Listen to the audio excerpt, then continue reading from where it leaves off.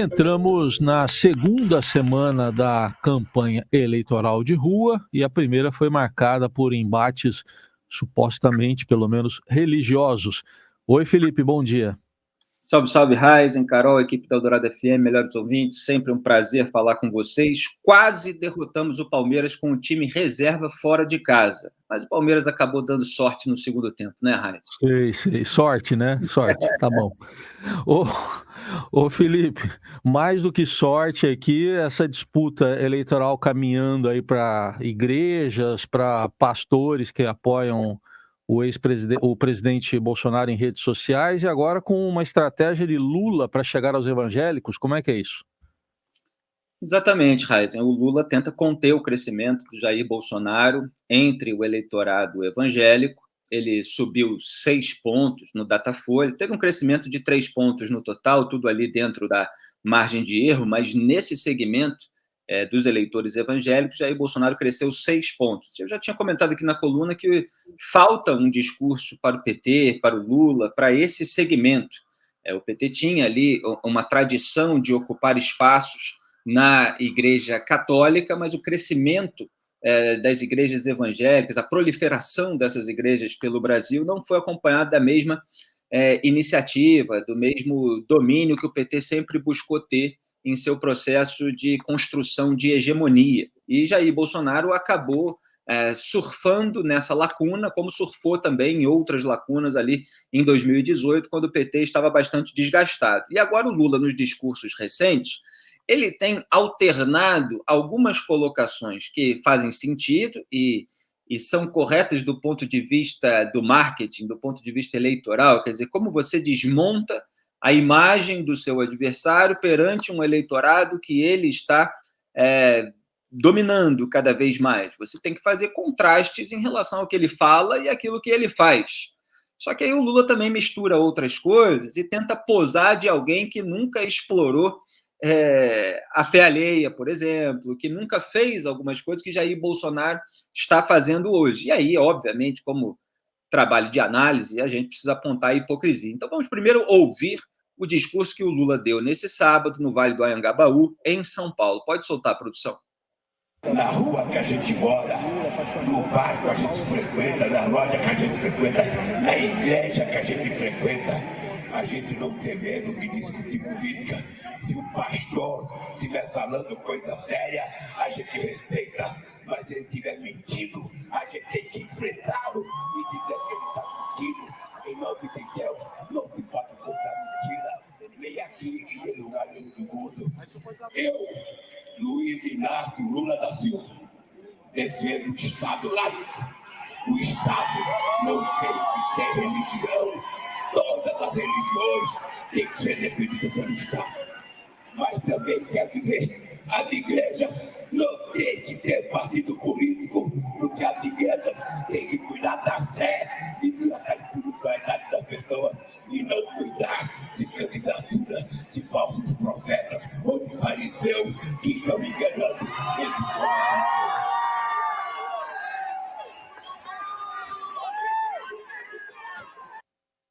Muito bem, está aí o discurso do Lula, dado nesse sábado. Eu vou dividi-lo aqui em duas partes, né? Na primeira, ele fala que se o pastor estiver falando coisa séria, a gente respeita, mas se ele estiver mentindo, temos que enfrentá-lo. Mentira e verdade para o Lula variam conforme o político com o qual ele está rivalizando. Então, se a igreja está tendendo mais para o político adversário, significa que está mentindo. Se está tendendo mais para o lado dele, significa que está falando a verdade. Essa é a divisão. Agora, é muito clara a tentativa dele de plantar uma semente na cabeça dos evangélicos de que os pastores que estão tentando influenciar esse eleitorado em favor de Bolsonaro podem estar mentindo para eles.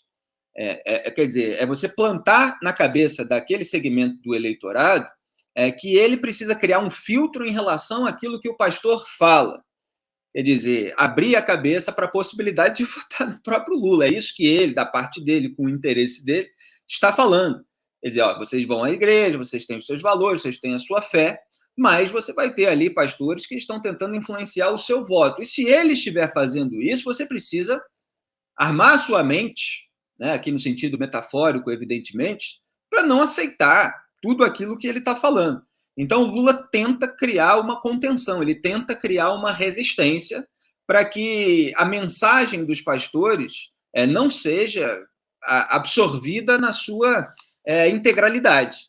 E na segunda parte, ele afirma que defende o Estado laico, ele acena, portanto, para todas as religiões. É claro que muitos evangélicos preferem que fale diretamente para eles próprios e faça aquilo que eles próprios defendem, mas é claro que você não pode discriminar outras religiões, etc. Então, essa defesa é antiga, a defesa do Estado laico. E aí o Lula fala que as igrejas não têm que ter partido político. Ora, isso é muito curioso de ouvir da boca do Lula. Eu critico há décadas a exploração da fé alheia, a tentativa de apropriação política de um discurso religioso justamente sem as ações e as práticas correspondentes. Eu estou de fora aqui para falar dos dois lados. Agora, o Lula, se vocês pegarem, por exemplo, e está disponível no YouTube, trechos do documentário Entre Atos, do João Moreira Salles, lançado em 2004, com a cobertura que ele fez ali dos bastidores da campanha eleitoral de 2002, aquela em que o Lula foi eleito, né, ele subiu ao poder pela primeira vez em 2003, você vai ver o Lula falando o seguinte, tinha até separado aqui. Mas por que é que eu cheguei onde cheguei? Porque eu tenho por detrás de mim um movimento um movimento, ponto, né? Aí ele especifica, eu tenho por detrás de mim uma grande parte dos estudantes, do PT, a CUT, a base da Igreja Católica. Então, o Lula está lá dizendo, em viva voz, ele próprio, num avião, durante uma viagem, estão conversando ali animadamente, e o Lula está falando questões de bastidores que ele não costuma falar em público. E são registros históricos, porque mostra a mentalidade, mostra, inclusive, os processos que os políticos à esquerda usam para chegar ao poder.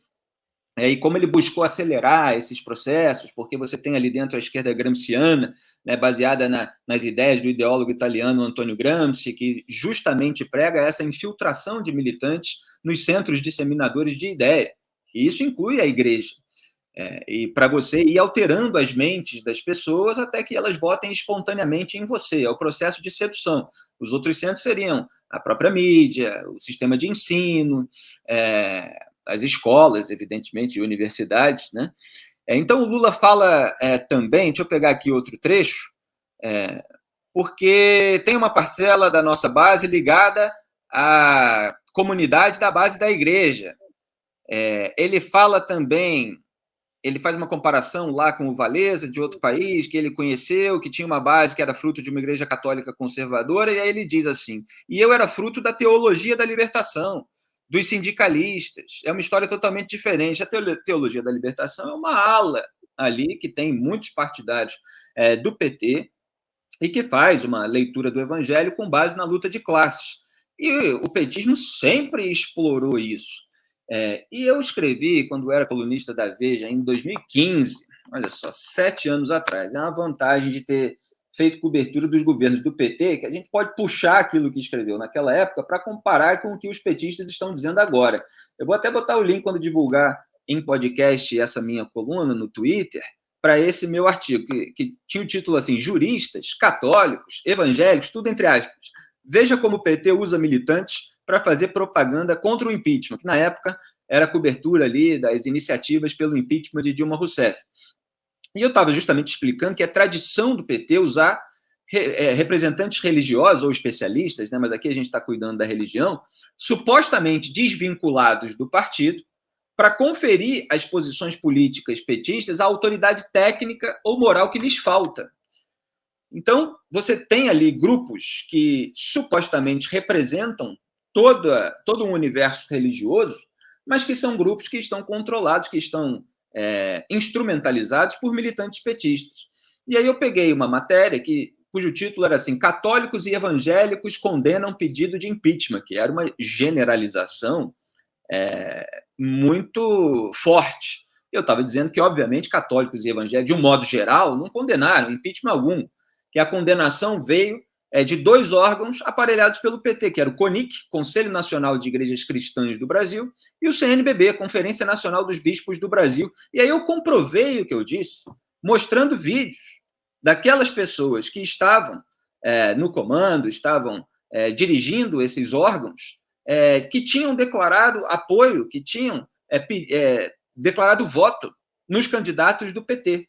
Aí você tinha a Luz Marina Garcia, por exemplo, que defendeu a posição do CONIC contra o impeachment. Eu mostrei lá como ela tinha sido cabo eleitoral da Dilma na campanha de 2014. Tem o vídeo, tem a transcrição. Na CNBB, e eu falei muito dele, tinha um assessor político, que era o Daniel Seidel, ex-candidato petista a deputado federal em 2002 e distrital em 2014. E aí também tinha lá trechos dele. E outros vídeos que eu mostrei para ilustrar como os petistas iam controlando determinados órgãos que depois apareciam na imprensa como falas supostamente representativas de todo aquele segmento religioso.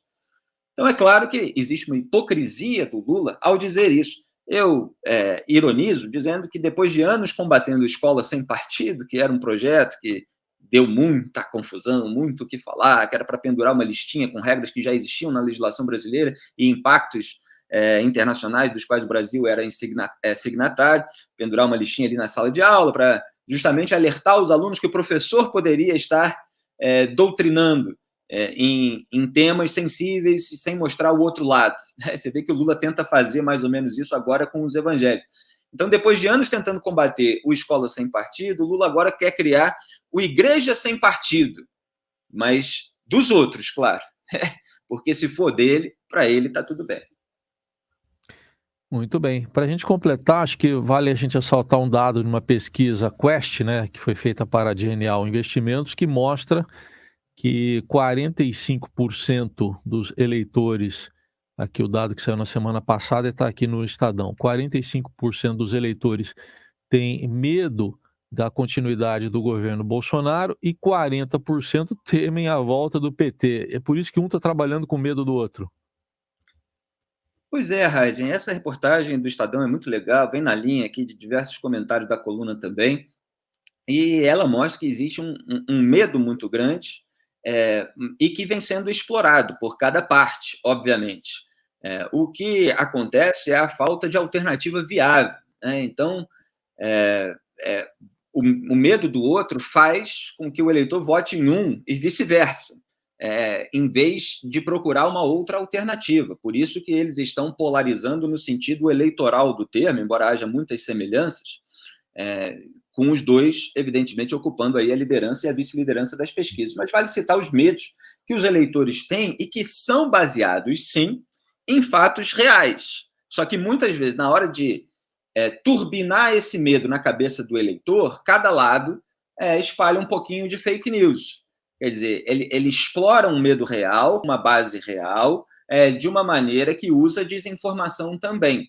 Então, por exemplo, no medo do Lula, isso embute a volta da corrupção, que nunca foi embora, é bom deixar claro. Alinhamento com ditadura, nunca foi embora no sentido de que no governo Bolsonaro não foi embora, né? Só para deixar claro. Alinhamento com ditaduras de esquerda, o Lula sempre teve. E tem até hoje o alinhamento com a Nicarágua, do Daniel Ortega, que é um aliado antigo dele, tem discursos do Lula, podem achar no YouTube, assim como o filme Entre Atos que eu citei, afagando o Daniel Ortega, que está lá fechando igrejas católicas, prendendo bispo. E aí o Lula não se posiciona publicamente contra essa ditadura, e aí o bolsonarismo vai e diz que o Lula quer fechar a igreja também, que ele apoia isso, etc. O risco para o empresariado como imagem negativa do país, o empoderamento de pautas como aborto, a pautas dos direitos LGBT, drogas, etc., fragilidade no combate ao crime. Então, esses são os medos que parte do eleitorado, obviamente, tem em relação à volta do Lula. E o medo do Bolsonaro inclui a piora na condição de vida dos mais pobres, o acirramento do discurso de ódio contra minorias, falta de preparo para comandar crises como a pandemia, isso ficou evidente durante a pandemia de Covid-19, ruptura democrática e isolamento internacional. Ruptura democrática é essa ameaça que fica pairando em relação principalmente às eleições, a ele não aceitar, embora nesse fim de semana ele já tenha dito que aceita, se perder, etc. Mas sempre tem um mais, assim, é sempre, se tudo for com a lisura devida. E, obviamente, a gente sabe que ele pode, mesmo havendo a lisura, não reconhecer que ela ocorreu. E isso gera um temor. Então, só para concluir, tem base na realidade esses receios, eles exploram muitas vezes dessa maneira desinformante, mas tem outras coisas que faltam nessa lista.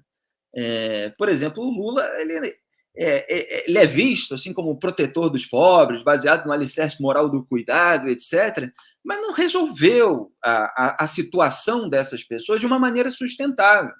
Ele ajudou muito com bilhões do BNDES, com a entrega da máquina pública, os empresários mais ricos do Brasil, viajava no jatinho deles. Agora, a população pobre ficou ali com um dinheiro pequeno, que pode acabar depois no momento de crise do país. E o Lula pegou o país numa situação financeira melhor, com a alta do preço das commodities no mercado internacional, não tinha nada a ver com o mérito dele, e com os efeitos positivos da reforma monetária que ele combateu, que foi a do Plano Real, assim como Jair Bolsonaro combateu também. E no caso do Bolsonaro, falta nessa lista, porque a propaganda nesse sentido funciona, a preocupação com a corrupção também, a preocupação com a compra de apoio parlamentar, com orçamento secreto, por exemplo, é que o mensalão petista ficou mais famoso do que o orçamento secreto, que envolve manobras ali mais técnicas, mais difíceis de serem explicadas para o povo brasileiro. Então, só apontando aqui essas nuances, mais à frente a gente vai comentando